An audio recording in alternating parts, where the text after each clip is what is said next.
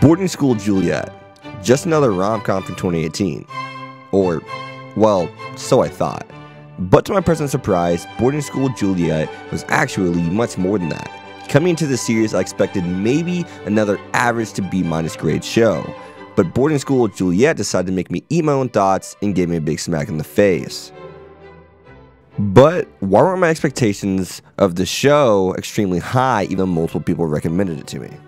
Well, actually that's easy to explain. It was due to the fact that I just got off my Bunny Girl Senpai high, an anime that I consider my 5th or 6th favorite anime of all time. At this point I figured there was nothing Boarding School of Juliet could do to make me feel that kind of enjoyment and pleasure that Bunny Girl Senpai made me feel. But then the first episode ended, and I began to ask myself, is this show that derived from the original Romeo and Juliet story going to show me what an actual rom-com should be? And the answer was yes. Boarding School Juliet in one episode presented to me a show that was not going to be just a romance and comedy, but also a drama. The 40-40-20 split that Boarding School Juliet did was actually amazing. And when referring to that split, I mean 40% comedy,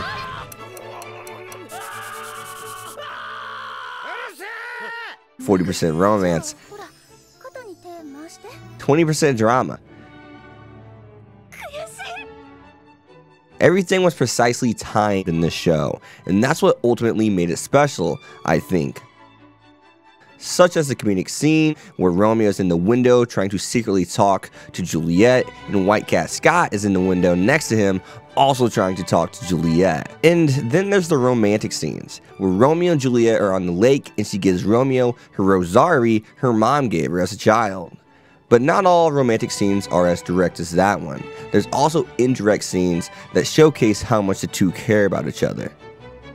Like when Romeo is getting blackmailed by Princess Char, but does everything she says so he can keep his and Juliet's relationship afloat, since the two factions hate each other. But what really sets this show apart from other rom-coms is the foreseen drama issues that we all know are going to happen due to their forbidden relationship. And when thinking about this, the scene that comes to mind is in episode 12, where Romeo's brother calls Romeo and Juliet out on their relationship, and the two literally fight to the death to try to prove they're innocent and keep their relationship a secret. To go that far is what most people would consider true love. I mean, if you're willing to die for someone, then what other way can you show how much you truly care about someone? I'm not sure there is another way. But this show would still be nothing without the writing and how the characters are written. The characters in this show aren't the deepest characters I've seen in anime, but the characterization they are given is short, simple, and precise. And that's all the author needed to do for the support characters in this show. And that's due to the fact this show simply isn't about them. If we take a look at Char, she's a character that doesn't like Romeo. Why? Because she's also secretly in love with Juliet. And the reason for that is because she was the only person that treated her like she wasn't a princess. And if we take a look at Scott, he's secretly in love with Juliet because she dragged him out of a thuggish life he was heading towards, and living for that matter. In his eyes, Juliet is literally his savior. She's the light that pulled him out of the darkness. But none of these characters are written as well as Hazuki. Char is definitely still best girl. Hazuki is a character that loves Romeo because of her lonely past, and him being the first person to ever really truly reach out to her during childhood. That love that she has for Romeo is actually why she is such a great character.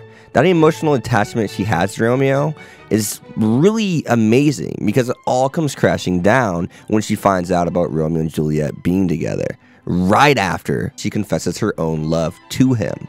That makes the scene that much more impactful, and makes her own character that much more engaging, and that's because we instantly begin to sympathize with her. And at the same time, it makes us all begin to think back to moments where we've confessed to someone, and find out that they only had someone else that was in their heart and their mind, and only love for someone else and not us. So I guess what I'm trying to say is, these characters, this anime, aren't just some copy of the original Romeo and Juliet that we know. They're their own thing, own anime, own story, own character. They're simply what a rom-com is truly about.